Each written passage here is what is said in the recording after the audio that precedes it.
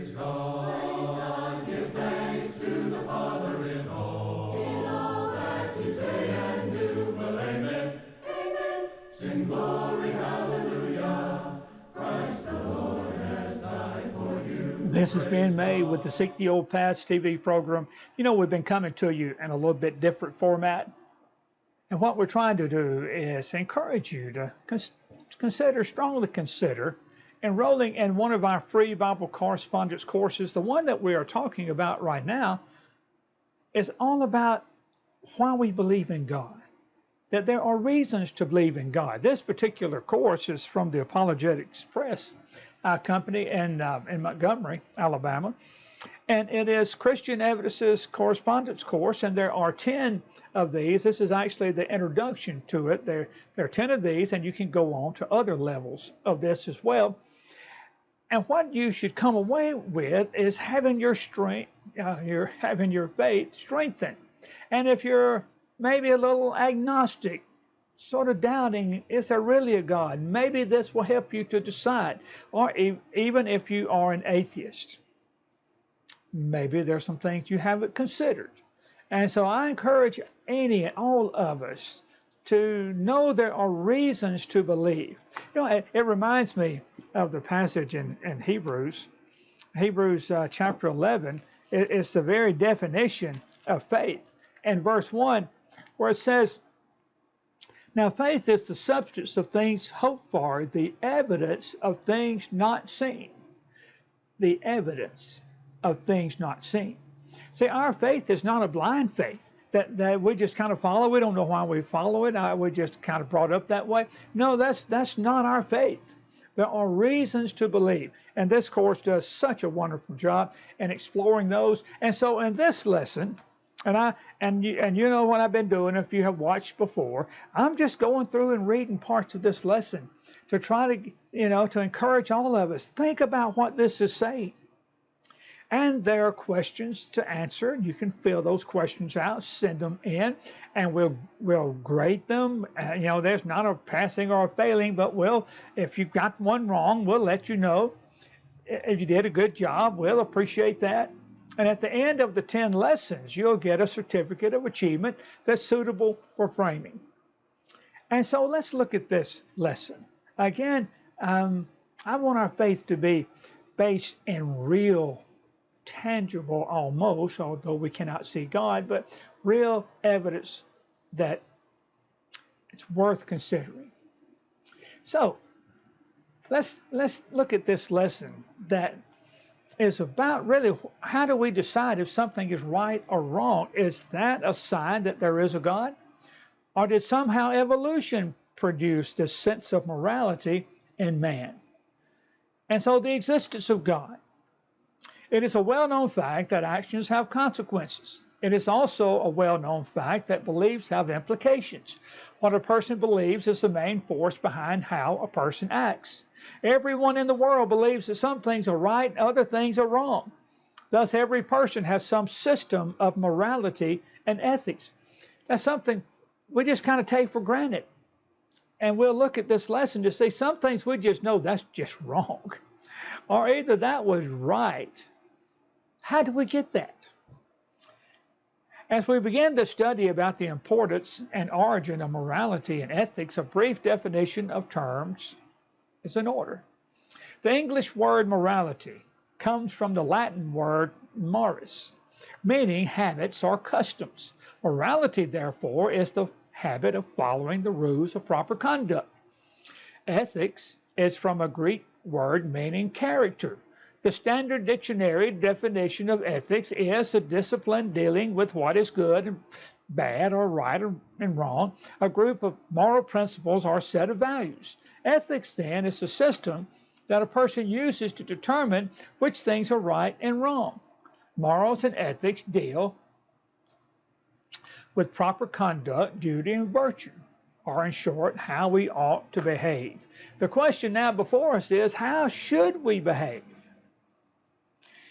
If concepts such as good and evil, right and wrong, do exist, how do we go about determining whether a particular thing is right or wrong? At times, people do not agree on the exact way to decide whether something is right or wrong. However, everyone agrees that some things are right and other things are wrong. Morals and ethics are universally accepted traits among the human family. Therefore, their origin must be explained. Where did we get that? Simply put, there are only two options. Either morality and ethics originated from the mind of God, who is the source of all goodness, or they originate from within man himself. Can you think of another option? One thing is for certain. The choices that we are being required to make today are becoming increasingly complex. Should we approve, for example, of abortion? Should we encourage surrogate motherhood? Should we advocate the death penalty? Shall we recommend euthanasia? We will not be able to answer these and other similar questions in any meaningful way by relying merely on our own individual intuitions or emotions. Neither will we be able to answer them by appealing to the past. In many ways, the problems facing us today are unlike those faced generations long gone. How will we set our standards? Well, the person who refuses to recognize the existence of God has only one choice when it comes to explaining morality. It must have originated within man. Well, however, since man is viewed as little more than the last animal produced by that long, meandering chance process of evolution, this becomes a problem. You know, a lion is not plagued by guilt after killing a gazelle for its noon meal. A dog does not experience remorse after stealing a bone from another dog. Yet man, who also is supposed to have evolved, feels both guilt and remorse when he commits certain acts that violate accepted standards of morality and ethics. If our society were based on the concept of godless evolution, this earth would be a miserable place to live indeed. Dr. Richard Dawkins, the famous evolutionist of Great Britain, once admitted that believing in evolution and then acting consistently upon that belief would produce a very nasty society in which to live. Indeed, it would. Some years ago, another well-known evolutionist, Dr. Desmond Morris, wrote a book. It's called The Naked Ape, about the evolution of man. That title brings to mind an interesting question. Since no other animal throughout evolutionary history has been able to locate and live by moral standards, should we somehow trust man as a naked ape to do any better? The matter by itself does not have the power to evolve any sense of moral consciousness. If there is no purpose in the universe, which is the position evolutionists are forced to take, then there is no purpose to morality or ethics. Unbelief, therefore, must argue, and does argue, that there is no ultimate standard or moral ethical truth, and that at best morality and ethics are different for everyone. If that were true, who could ever suggest that someone else's behavior was wrong, or that a person ought or ought not to do something? The simple fact of the matter is that unbelievers cannot explain the origin of morality and ethics. Whether the unbeliever is willing to admit it or not, if there is no God, then man lives in an environment where anything goes. When the famous author wrote his book, The Brothers Karamazov, he had one of the characters, Ivan, remark, "If there is no God, everything is permitted." Oh, how true. If evolution is correct and there is no God, people can do anything they want. Thus, it is impossible to formulate any system of ethics by which one can tell the difference between right and wrong. With no way to reach a rational conclusion on what is ethical, man finds himself lost on a sea of despair where might makes right, where the strong crushes the weak, and where each man does what is right in his own eyes. morals and ethics without God is not a pretty picture, as the following investigation of some different systems of morality documents all too well. This last paragraph, since I was reading from our lesson, where it says, might makes right, strong crushes the weak. You ever watched a movie that was one of these science fiction movies where almost everybody, was destroyed by some great nuclear event or some catastrophe on Earth, and you find lawlessness?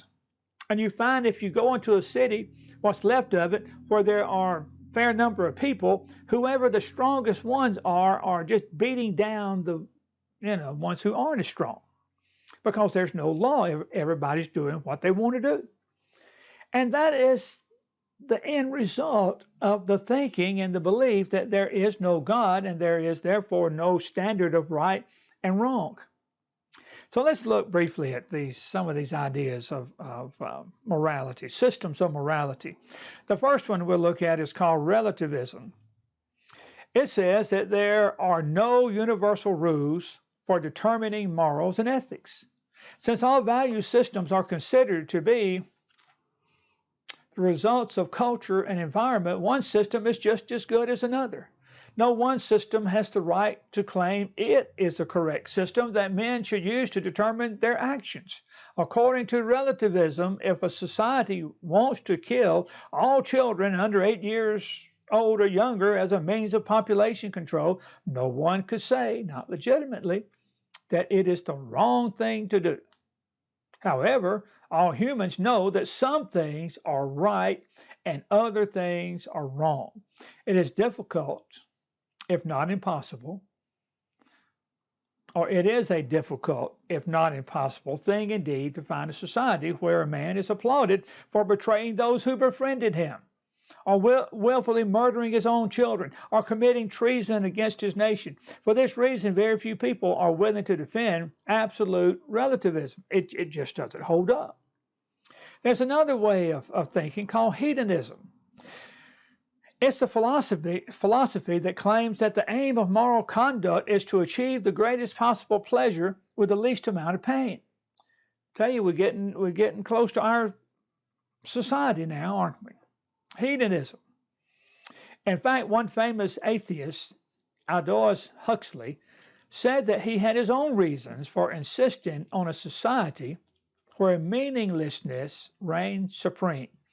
He wanted a world with no meaning, he said, because he felt that morality interfered with his sexual freedom. You don't have to read between the lines of such a statement to understand his point, do you? Hedonism basically says if an action provides pleasure to the person who is doing it and doesn't really hurt anyone, then it is acceptable. Yet consider the consequences.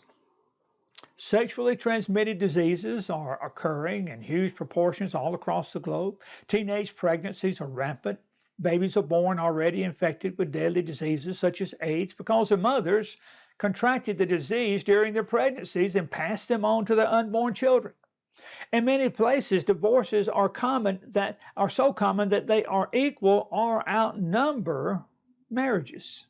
Cities are filled with rapists, stalkers, and child molesters.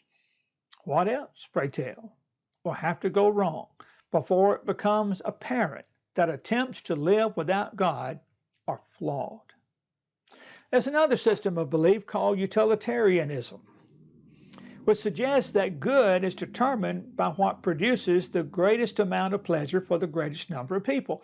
That's similar to hedonism, isn't it? Except this is for a group, and hedonism is more, personal to you. An accurate explanation of this view is found in a book by Catherine Tate. Now, what she's going to do is try to describe how it was at home for her. And so she describes what it was like to live in the Russell household with her brothers. She commented, for example, that her family firmly believed that parents should teach a child with its very first breath that it has entered into a moral world.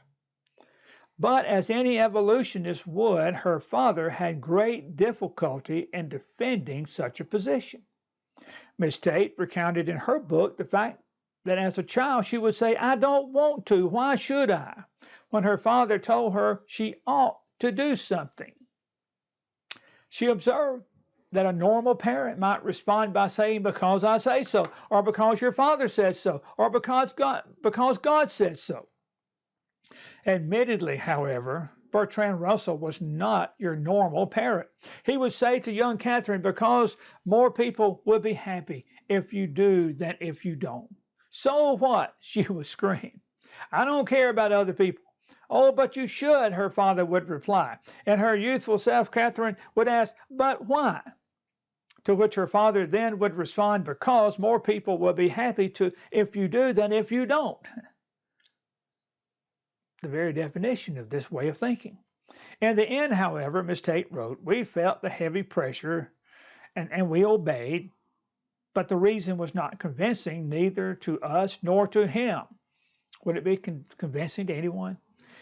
How can you say there's no absolutes and then turn around and expect somebody to do what you want them to do because it's the right thing to do? Who says it's the right thing to do? There's another way of thinking that's called situationism. Used to hear a lot about this one, have not heard so much about it lately. It's the idea that something is right because a person decides it is right in any given instance.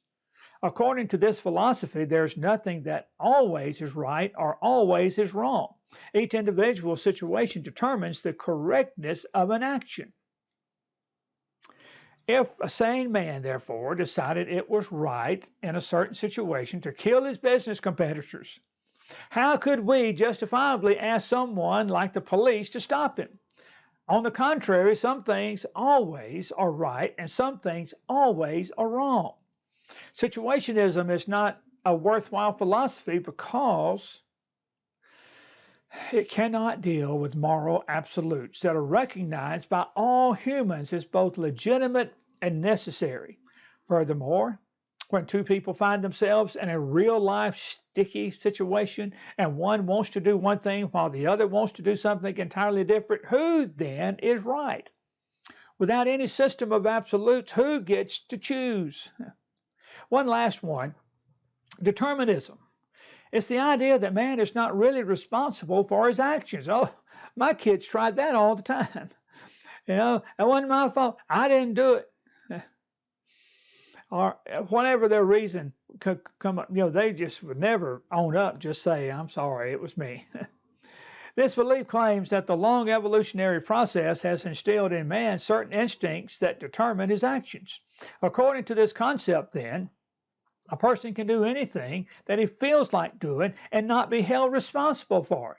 For example, if a person steals something, who is responsible? Determinism would claim that his evolutionary past is responsible, or that his genes made him do it.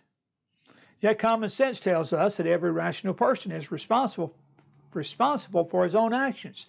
Else why would we bother having laws, police, courts, judges, or jails? I heard a true story. Someone I don't remember why they were on trial. I think it was something as serious as murder, maybe. But it was a serious offense. Do you know what his defense was? Twinkies. Twinkies made him do it. That he had eaten so many Twinkies that it affected his thinking, and he did something he just wouldn't normally do. Wasn't his fault. That's a bit like determinism, that he was really not responsible for his actions. It was some other influence that caused him to do what he did. Well, there are some practical impacts of ethics and morals when you leave God out.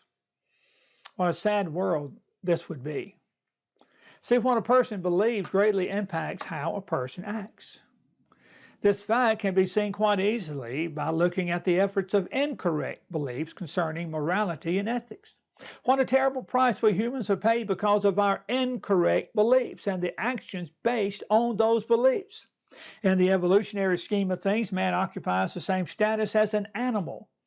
He may be more knowledgeable, more intellectual, more scheming than his counterparts in the animal kingdom, but when all is said and done, he is still an animal according to their way of thinking. And so the question is bound to arise, why should man be treated any different than an animal when his life is no longer thought to be worth living? Truth be told, there is no logical reason that he should. From cradle to grave, from an evolutionary viewpoint, we're viewed as disposable. Thus, it is not surprising that we see weak or unwanted humans being destroyed just as if they were animals. January the 22nd, 1973, the Supreme Court, in a 7-2 vote, decided that the human embryo growing within the human womb no longer is human. Rather, it is a thing that may be ripped out, slaughtered, and tossed to the nearest garbage dump. And the lengths to which some will go in order to justify this position defy description. According to Charles Darwin, weaker members of society are unfit and under the laws of nature normally would not survive. When a prize racehorse stumbles and breaks its leg, and even the most highly skilled veterinarian is unable to repair it, the animal often is put out of its misery with a bullet to the brain. That racehorse, however, is not someone's father, mother, brother, or sister, which is why we shoot horses. Since nature selects against the weaker animal, and since man is viewed as an animal, why should man expect any better treatment? Who is weaker than a tiny baby growing in the womb? The baby cannot defend himself, cannot feed himself, cannot even speak for himself. He or she is completely dependent upon the mother for life. So, should it surprise us that some are willing to figuratively put a bullet in its brain and murder it through abortion as if it were as disposable as a broken down racehorse? Once those who are helpless, weak, and young become dispensable, who will be next? Will it be the helpless, weak, and old? Will it be those whose sickness makes them unfit to survive in a society that values the beautiful and the strong? Will it be those who are lame, blind, or maimed? Will it be those whose IQ falls below a certain point or whose skin is a different color? Some in our society already are calling for such cleansing processes to be made legal, using euphemisms such as euthanasia or mercy killing. After all, we shoot horses, don't we? The next section of the lesson talks about morality, ethics, and the existence of God. The late atheist of Harvard University, George Gaylord Simpson, once wrote that morals arise only in man. By saying this, he verified, whether he meant to or not, the fact that morality is something unique to humankind. No two apes ever sat down and said, "Hey, I've got a good idea. Today let's talk about morals and ethics." But all too often, children are taught that they are little more than naked apes, and they are intelligent enough to figure out exactly what that means. Convince children they evolved from animals and they will act like animals. With guns blasting children, some as young as 10 or 11, bearing a grudge of wanting to settle a score, walk into school hallways, classrooms, and libraries, shoot until they have emptied every round from all the gun chambers, and watch gleefully as shell casing teachers and classmates alike fall silently at their feet. Have we not seen too many, one is too many, but have we not seen too many of these terrible, terrible things in our recent days? Then parents, administrators, and friends congregate in the middle of the bloody aftermath and wonder what went wrong. Yet why should we be shocked or enraged by such conduct? According to the laws of nature, only the strong survive. Children have been taught that religion is an outward sign of an inner weakness, a crutch used by people too weak and cowardly to pull themselves up by their own bootstraps. Why then should we be at all surprised when they react accordingly, even violently? After all, the law of nature is kill or be killed. The truth of the matter is that only the approach which states that morals originate in the mind of God is consistently, logically, and internally Only the approach that calculates God into the universe can provide an objective, absolute set of morals and ethics. Why is this the case? Because true morality is based on the fact of the unchanging nature of Almighty God. Now, a lesson will list several verses here, and we won't take the time to look these up. But the Bible would say He is eternal. He is just and righteous. He's always consistent. In the ultimate sense, only God is good. Furthermore, since He is perfect, the morality that comes from such a God is good, unchanging, just, and consistent. Exactly the opposite of the relativistic, deterministic, and situation ethics of the world. When people suggest that humans feel responsibility for wrong action, they recognize that there is indeed within each man, woman, and child a sense of moral responsibility which comes from the fact that God is our Creator and that we have been made in His spiritual image, as I mentioned earlier. As the potter has the right to rule over the clay that he molds, so our Maker has the sovereign right over His creation, since in His hand is the soul of every living thing. As the biblical character Job learned much too late, God is not a man with whom a person can argue. Whatever God does, commands, and approves is good. What He has commanded results from who He is, and therefore also is good. In the Old Testament, the prophet Micah declared that God, He has shown you, O man, what is good. And what does the Lord require of you but to do justly, to love mercy, and to walk humbly with your God? That's in Micah 6, verse 8. In the New Testament, the Apostle Peter wrote, "But as He who called you is holy, you also be holy in all your conduct, because it is written, 'Be holy, for I am holy.'" The main idea of ethics based on God concerns the relationship of man to his Creator. God Himself is the unchanging standard of moral law. His perfectly holy nature is the foundation upon which right and wrong, good and evil are built. God's will is the ultimate ground of moral obligation. Why are we to be holy? Because God's holy. Why are we not to lie? Because God does not lie. Since God's nature is unchanging, it follows that moral law, which reflects His divine nature, is equally unchanging. While there have been times in human history when each man did what was right in his own eyes, that never was God's plan. He has not left us to our own devices to determine what is right and wrong, because He knew that through sin man's heart would become exceedingly corrupt. Therefore God has spoken, and by speaking He has made known to man His laws and rules through the Bible. Thus mankind is expected to act in a morally responsible way by following biblical laws and rules. Eventually, each of us will meet the righteous judgment of God, who will render to every man according to his works.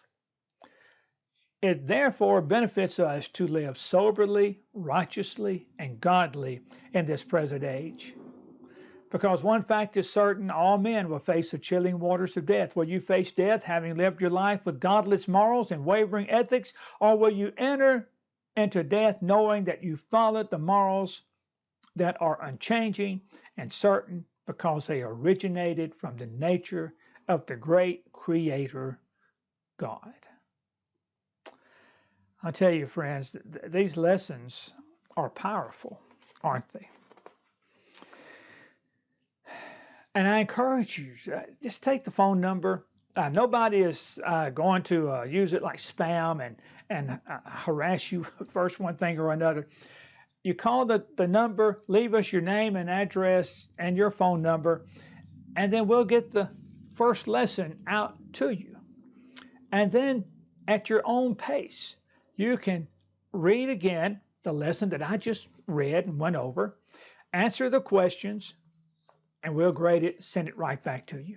Thank you again for being with us. Join us next time as we look deeper into things that help our faith.